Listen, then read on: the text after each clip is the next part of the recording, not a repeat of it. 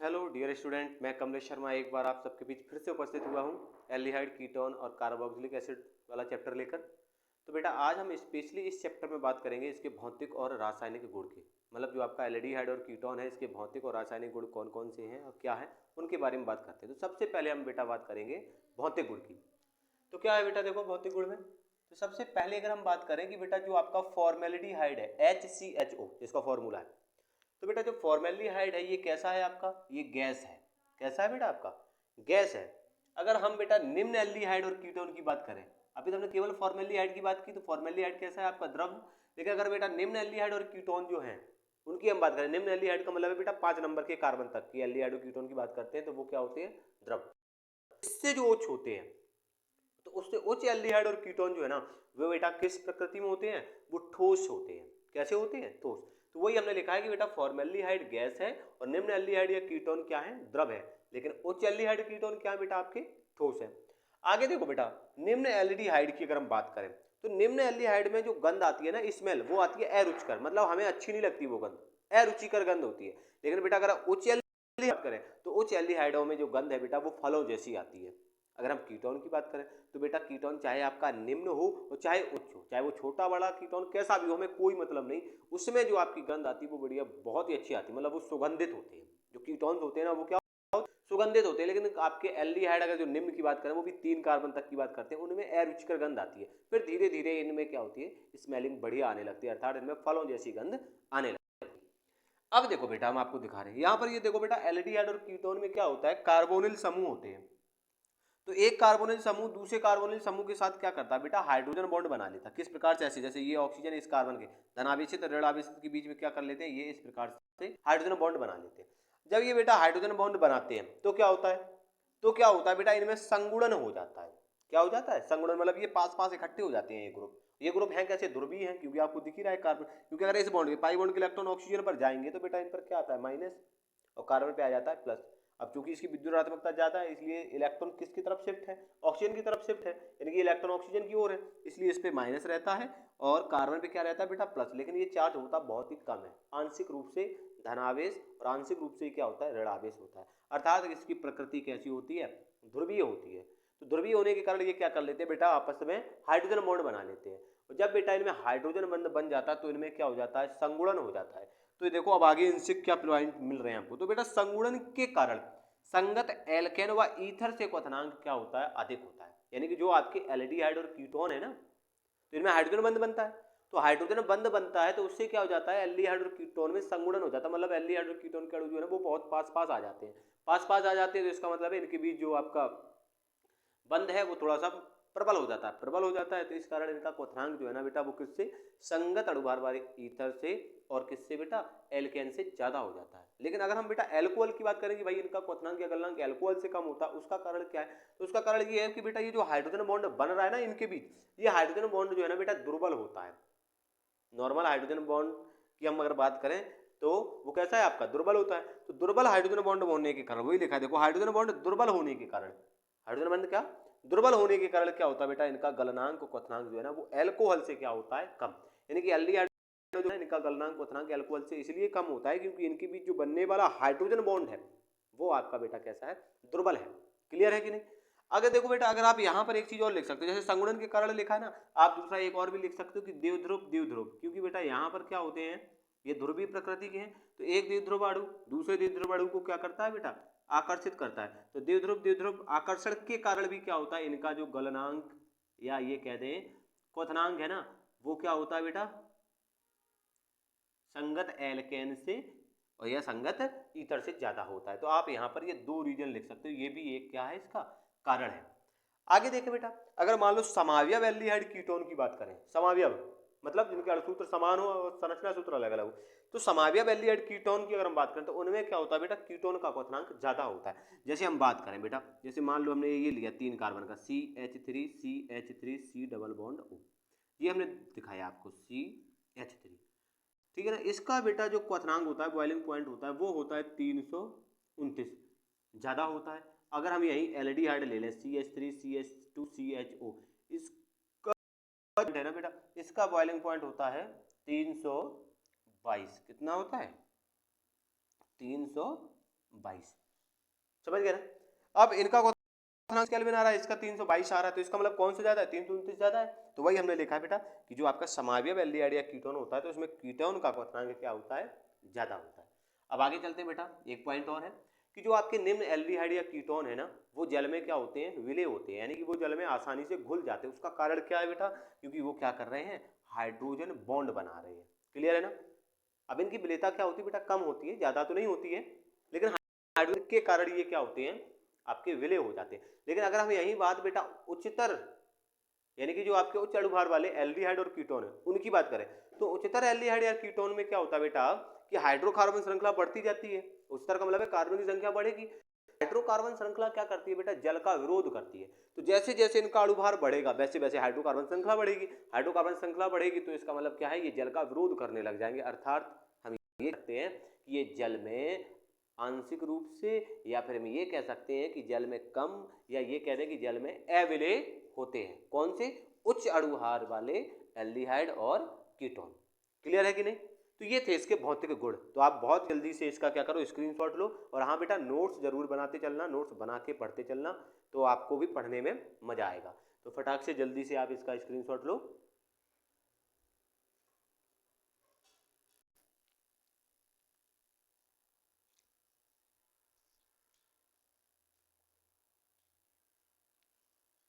अब देखो बेटा, इसके साथ ही हम बात करते हैं बेटा रासायनिक गुण की। भौतिक गुण तो आपको समझ में आ ही गए, अब बात करते हैं हम किसकी, रासायनिक गुण। तो देखते हैं बेटा रासायनिक गुण क्या है।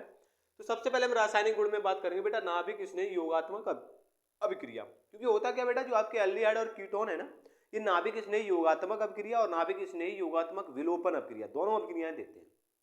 तो पहले हम नाभिक स्नेही की बात कर लेते हैं कि भाई ये नाभिक स्नेही अभिक्रिया कैसे देंगे। तो होता क्या बेटा, देखो हमने ये कार्बोनिल समूह लिया, इसको पहले समझो। कार्बोनिल समूह लिया, ये हमने कोई आपका एक यौगिक लिया, क्योंकि यौगिक में क्या होता है बेटा, इलेक्ट्रोफाइल और न्यूक्लियोफाइल दोनों होते हैं। ई प्लस इलेक्ट्रोफाइल है, एन यू माइनस मतलब न्यूक्लियोफाइल है। अब होगा क्या बेटा, आप सबको पता है कि ये कैसा है, आपका ध्रुवीय प्रकृति का है।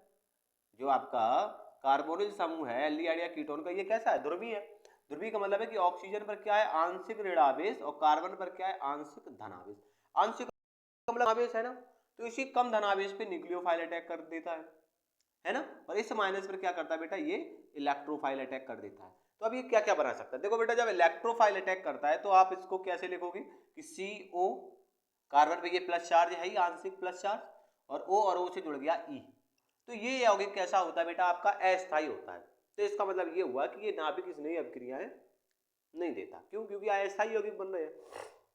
लेकिन बेटा जब नाभिक आपका न्यूक्लियोफाइल नाभिक स्नेही जब कार्बन पर अटैक करता है, तो कार्बन में आप देखो यहाँ पर स्थायी और अस्थायी का रीजन क्या, वो भी मैं बताऊंगा। तो कार्बन पे क्या होता है, न्यूक्लियोफाइल जुड़ जाता है, कार्बन जुड़ गया, और ऑक्सीजन पे क्या रहता है, आंशिक ऋणावेश। तो ये स्थायी बनता है। अब क्यों स्थायी है, ये क्यों है स्थायी है, तो यहाँ पर देखो बेटा कार्बन कब स्थायी होता है, जब कार्बन की संयोजकता हो 4। तो देखो कार्बन की संयोजकता 4 है ना, 1 2 3 और 4, 4 बॉन्ड बना रहा है। लेकिन बेटा यहाँ देखो कार्बन के पास कितने बॉन्ड है, 1 2 और 3, चारों बॉन्ड बने नहीं, और प्लस ऊपर से धनावेश भी है। तो इसलिए ये अस्थायी और ये क्या है, स्थायी। लेकिन होता क्या बेटा कि कार्बोनिल समूह के कार्बन पर आंशिक धनावेश होता है, उसी आंशिक धनावेश पे क्या करता है, इलेक्ट्रोफाइल अटैक करता है। तो उसके लिए देखो बेटा आप क्या, ये पॉइंट देखो लिखा कि दुर्बल नाभिक स्नेही होने पर, दुर्बल क्यों, क्योंकि इसके पास चार्ज कम था। तो दुर्बल नाभिक स्नेही होने पर अम्लीय माध्यम में क्रिया होती है। मतलब जितनी भी रिएक्शंस होंगी नाभिक स्नेही, वो किस माध्यम में होंगी, अम्लीय माध्यम में होंगी। उसका कारण क्या है, क्योंकि बेटा इसके कार्बन पर आंशिक ऋणावेश था, आंशिक धनावेश था, इसलिए ये क्या करता है, दुर्बल नाभिक स्नेही शो करता है। क्लियर। आगे देखो, जैसे हमने दिखाया कि कार्बन और ये ऑक्सीजन, हमने आपका कार्बोनिल समूह दिखाया। अब ये H प्लस जुड़ेगा, तो कैसे जुड़ेगा बेटा, इस बॉन्ड के पाई बॉन्ड के ऊपर अटैक कर देंगे, पाई बॉन्ड के इलेक्ट्रॉन इस पर अटैक करेंगे, तो पाई बॉन्ड के इलेक्ट्रॉन कार्बन से जा रहे हैं, इसलिए हमने इस पे दिखाया प्लस चार्ज। अब क्या हो जाएगा बेटा, ऑक्सीजन पे, वैसे तो अगर चाहो तो आप ऑक्सीजन पे करके भी दिखा सकते हो, फिर अटैक करते हो। तो ये गया तो ये इसके साथ बॉन्ड बना लेगा। तो यहाँ पर क्या हुआ बेटा, ये जो ऑक्सीजन था ना, ये ऑक्सीजन, इसका हो गया प्रोटोनीकरण। प्रोटोनीकरण का मतलब है कि इस ऑक्सीजन से आपका हाइड्रोजन जुड़ गया। क्लियर है ना।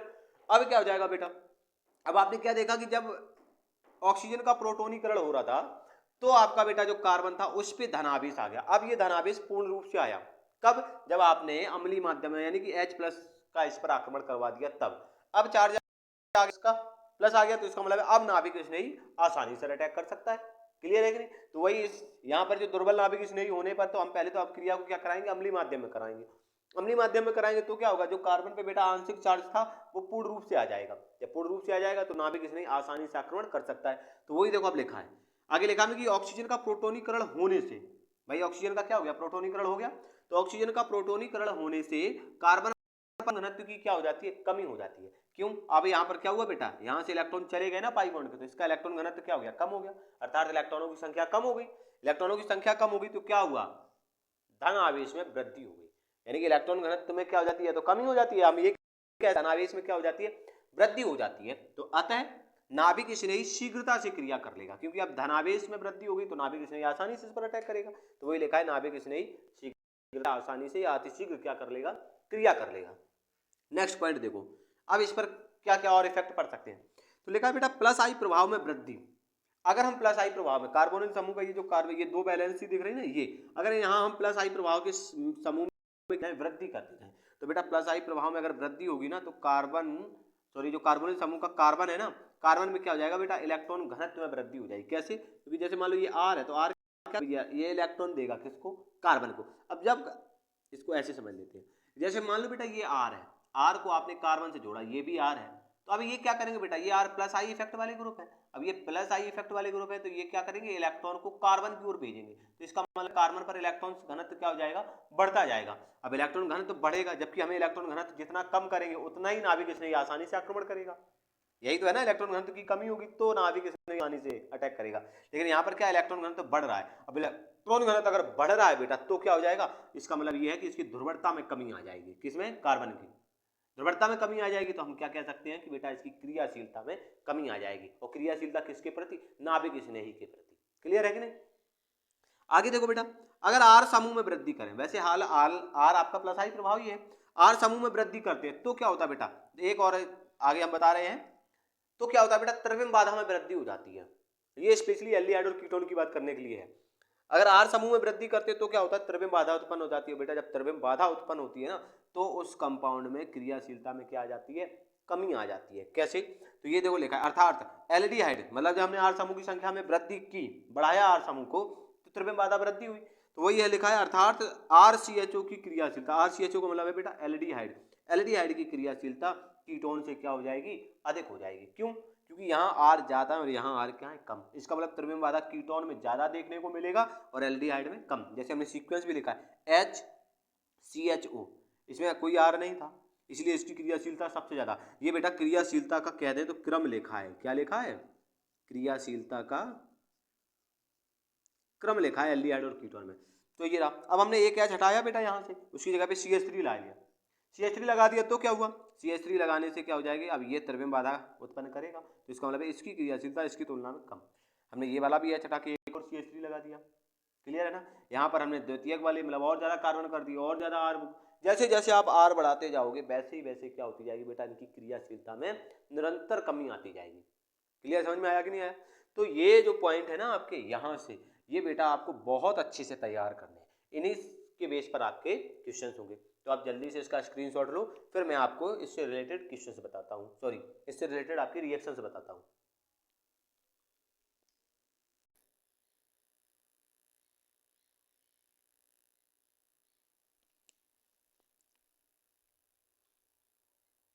अब देखो बेटा, अब हम आपकी बात करते हैं कि नाभिक स्नेही यौगिक अब क्रियाएं कौन कौन सी हैं। तो कुछ नाभिक स्नेही यौगिक अब क्रियाएं ये रही। ये बेटा हमने आपका एल्डिहाइड और कीटोन दोनों लिया। कैसे? अगर आप बेटा यहाँ एक H जोड़ दोगे और यहाँ R या फिर AR या H जो भी जोड़, तो ये हो गया एल्डिहाइड।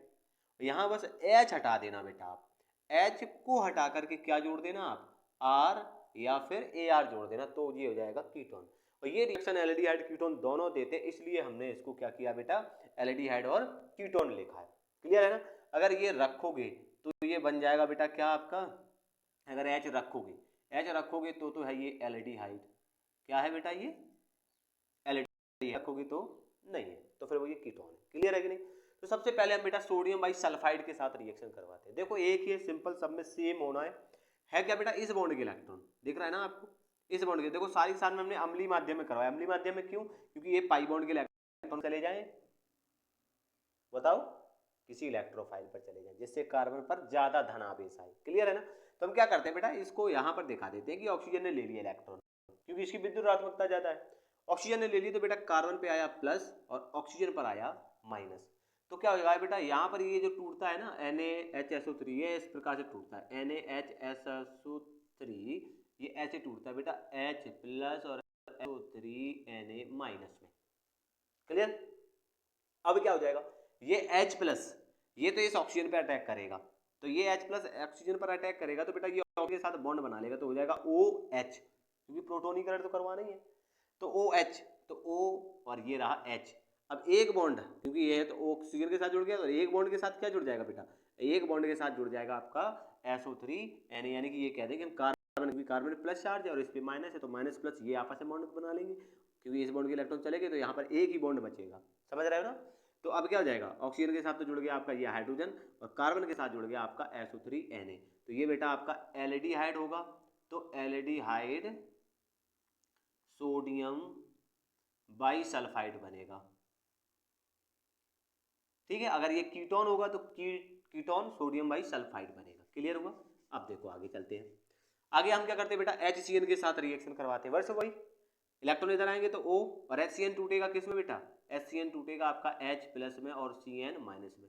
फिर से वही H प्लस ऑक्सीजन के साथ, क्योंकि ऑक्सीजन पे माइनस है तो H प्लस, ये इसके साथ O के साथ जुड़ेगा तो OH बन जाएगा, तो ये बन गया OH, तो OH। अब बचा क्या, CN, ये प्लस वाली कार्बन के साथ जुड़ जाएगा तो CN। इसका नाम है बेटा साइनोहाइड्रिन। इसका नाम क्या है, साइनोहाइड्रिन। साइनोहाइड्रिन अब किसका होगा, अगर एल्डिहाइड लोगे तो एल्डिहाइड साइनोहाइड्रिन बन जाएगा, और कीटोन लोगे तो बेटा आपका कीटोन साइनोहाइड्रिन बन जाएगा। क्लियर? आगे चलते हैं बेटा, आगे हम इसकी रिएक्शन कराते हैं एथिल अल्कोहल से।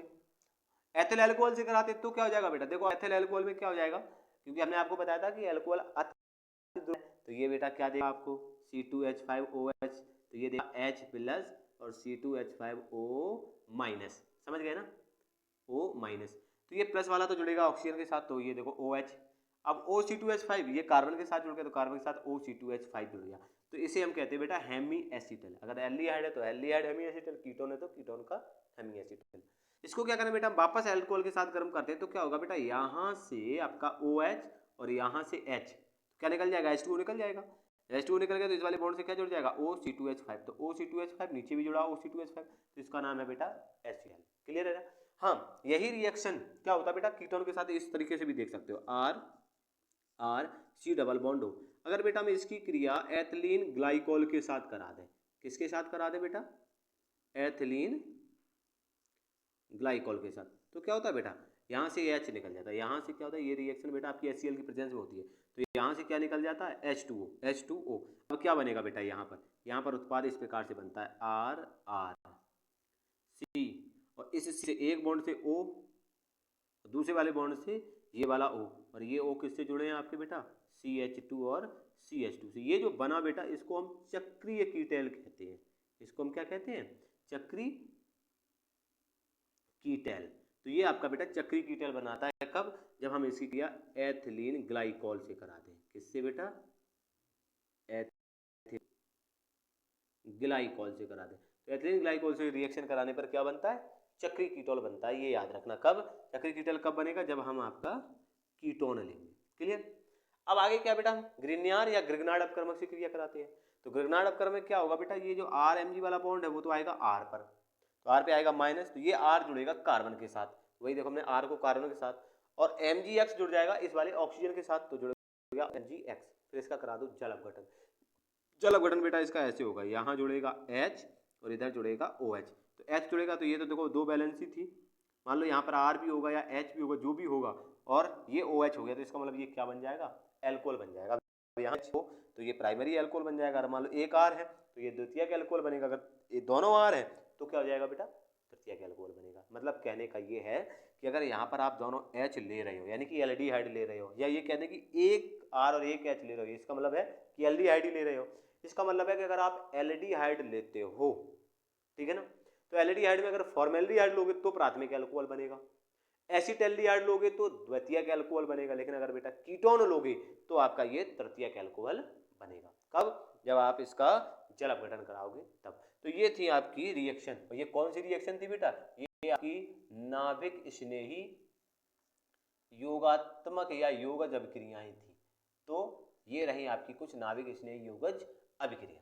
तो आप बेटा इसका स्क्रीनशॉट लो, फिर हम आपको नाभिक स्नेही योगात्मक विलोपन अभिक्रिया और बताते हैं। फटाफट स्क्रीनशॉट लो इसका।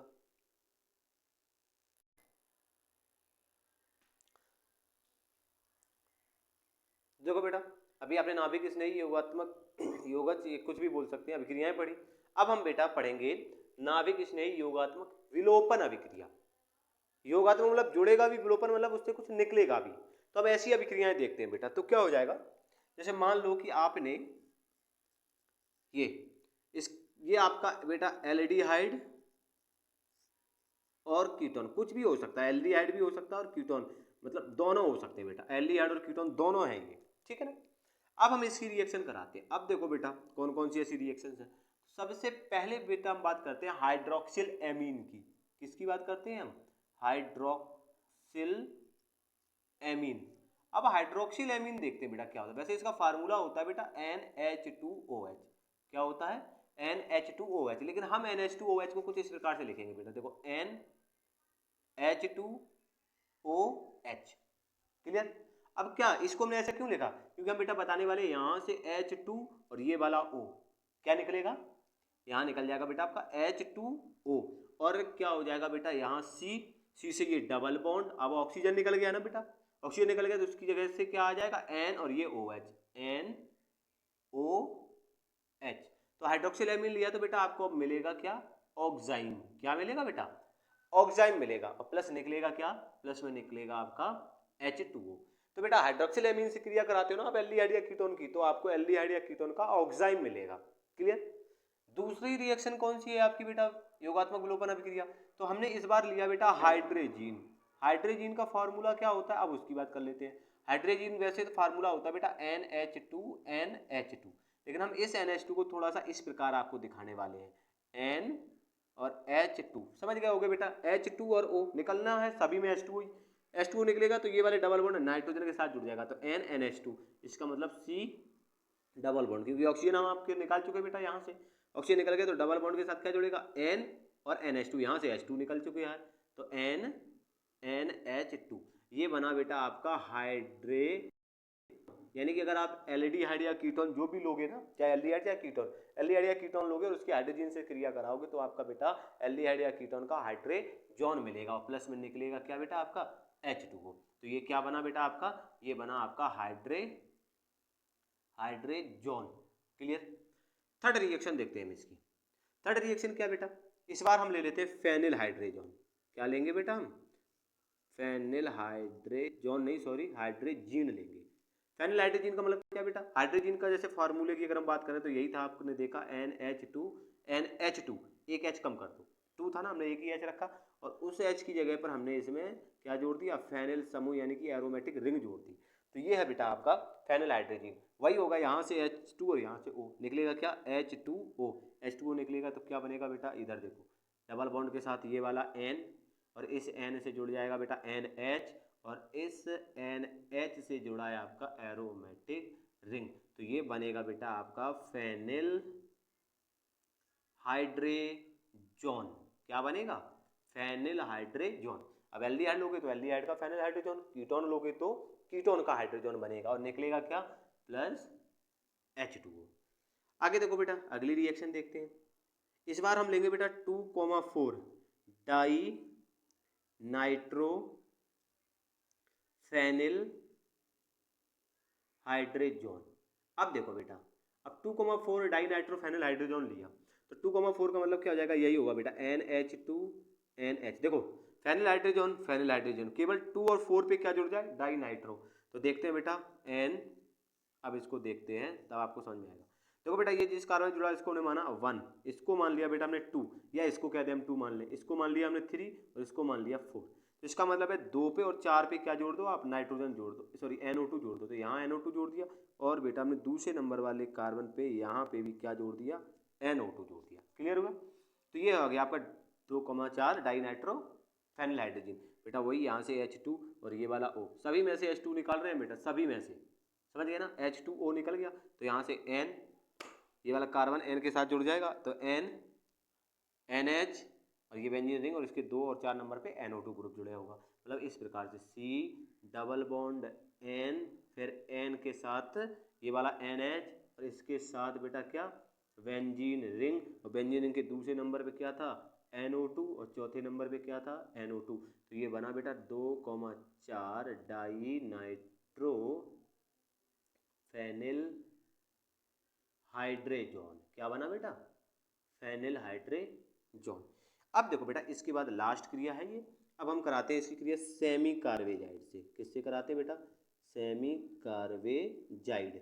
सेमी कार्बेजाइड में देखो बेटा क्या हो जाएगा, तो हम क्या लिखेंगे NH2, ठीक है ना बेटा NH2NH, जैसे हाइड्रोजन था ना इसका एक H कम किया और बेटा यहाँ हमने जोड़ दिया CONH2, ये है सेमी कार्बेजाइड। निकलेगा यहाँ भी बेटा क्या H2O, H2O निकल जाएगा तो क्या बनेगा C डबल बॉन्ड ये वाला N से NH और NH से जो जुड़ा था CONH2, ये बना बेटा सेमी कार्बेजाइड।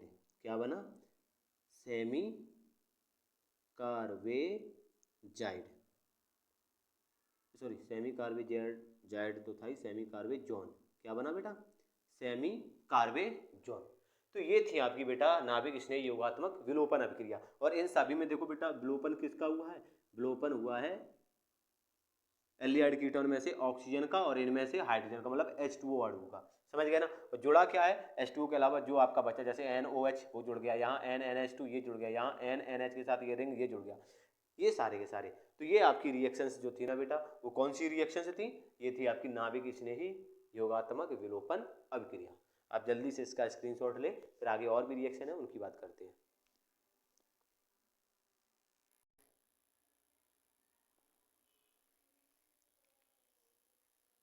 अब देखो बेटा, अब हम इसके बाद इसके अपचेन की बात करते हैं। जो एल्डिहाइड कीटोन है ना इसमें हम अपचेन की बात करते हैं।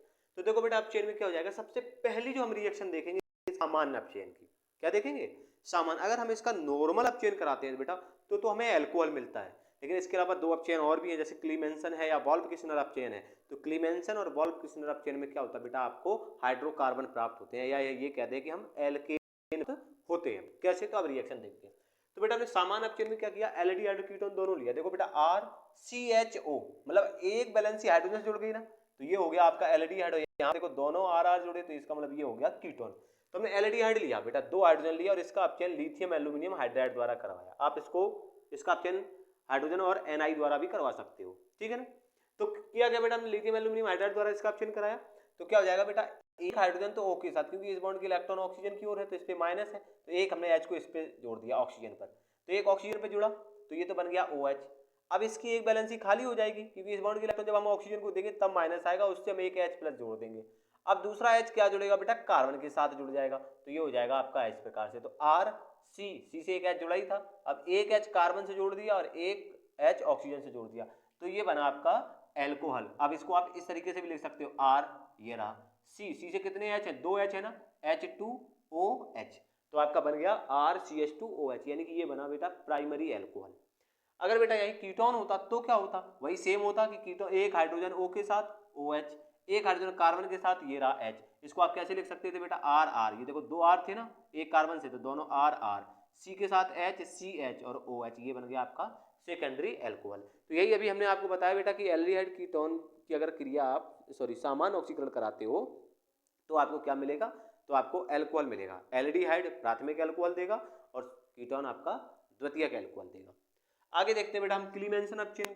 तो क्लीमेंसन अपचयन में क्या होगा बेटा, एल्डिहाइड कीटोन हम कुछ भी ले सकते हैं, और इस रिएक्शन में क्या होता है बेटा, क्लीमेंसन जो आपका अपचयन होता है ना, इसमें हम क्या करते हैं, क्लीमेंसन अपचयन में बेटा हम जिंक अमलगम और HCl कैटालिस्ट लेते हैं, मतलब जिंक अमलगम और HCl द्वारा हम इसका क्या करते हैं, अपचयन करते हैं। तो अपचयन करने पर क्या होगा बेटा, जो आपका हाइड्रोजन है ना वो जो आपका ऑक्सीजन है वो हाइड्रोजन द्वारा निकल जाएगा। जब वो हाइड्रोजन के साथ निकल जाएगा तो क्या होगा बेटा, वो हाइड्रोजन के साथ निकल के H2O बनाएगा और उसकी जगह पर क्या आ जाएंगे, दूसरे हाइड्रोजन आ जाएंगे। कैसे, तो देखते हैं हमने बेटा क्या किया, RCHO यानी कि एल्डिहाइड और RCOR यानी कि कीटोन लिया बेटा। यहाँ से चार हाइड्रोजन लिए ना, तो दो हाइड्रोजन ये वाला ऑक्सीजन क्या निकल गया बेटा, H2O निकल गया। जब बेटा यहाँ से ऑक्सीजन निकल जाएगा तो इस कार्बन की दो संयोजकताएं खाली हो जाएंगी, तो उन दोनों बॉन्ड के साथ 2 हाइड्रोजन जो बच गए हैं ना वो जोड़ देंगे हम। तो ये हमने देखो जोड़ दिए। तो यहाँ पर जब कार्बन से एक हाइड्रोजन तो जुड़ा ही था, 2 हाइड्रोजन और जोड़ेंगे तो कितने हो जाएंगे, CH था CH3 हो जाएगा, तो ये लिखा RCH3, मतलब ये क्या बन गया, एल्केन।